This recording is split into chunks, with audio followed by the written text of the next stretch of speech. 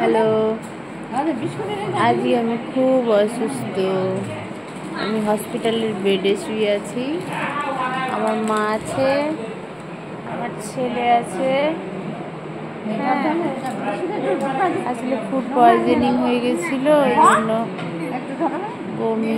Vomiting ভীষণ, আর শরীরের জল শেষ হয়ে গেছিল। এই জন্য এখন সেলাইন চলছে অলরেডি। এই যে সেলাইন চলছে। এই যে হাতে আসছে, কই হাতে, এই যে আসতে আমার ছেলে ধরে আছে, ভীষণভাবে অসুস্থ। ছাড়ো। আর অনেক পেশেন্ট আছে, সবারই বিভিন্ন রকমের অসুখ। আমি তো ঈদের দিনই অসুস্থ হয়ে গেলাম। ঈদের আগের রাত থেকে অসুস্থ ছিলাম, তো ভাবলাম যে ঠিক হয়ে যাবে, ভালো হয়ে যাবে ওষুধ খেয়ে খেয়ে।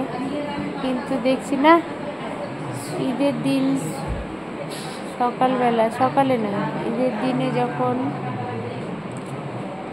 নামাজ পড়লাম, ঈদে উঠে চান করলাম, নামাজ পড়লাম, মা একটা শাড়ি দিয়েছিল, ওই শাড়িটা পরে নিয়ে ছবি তুললাম। শরীরটা খারাপ ছিলই, কিন্তু তাও মনের জোর দিয়ে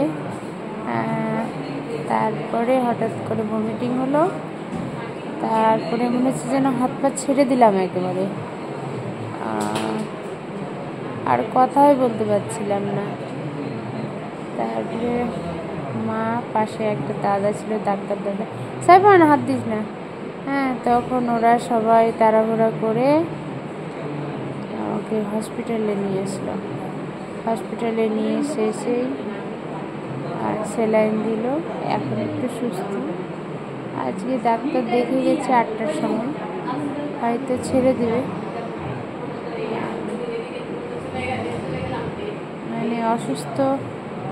অসুখ মানেই খুব টেনশন। এমনি সুস্থ থাকলে ঠিকই আছে, কিন্তু ওই যে মা ধরে আছে, মায়ের উপর ধকল যাচ্ছে, আর সাইফান তো বদমাশি করছে না গো, ওটা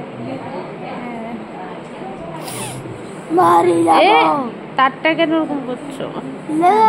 তার করিও না ওরকম। অলরেডি 3টা হয়ে গেছে, এটা দিয়ে 4টা চলছে সেলাইন। আর ইঞ্জেকশন তো 4টা না 5টা দিয়েছে সেলাইনের মাধ্যমে। এটা হচ্ছে চাচল হসপিটাল। 5টা।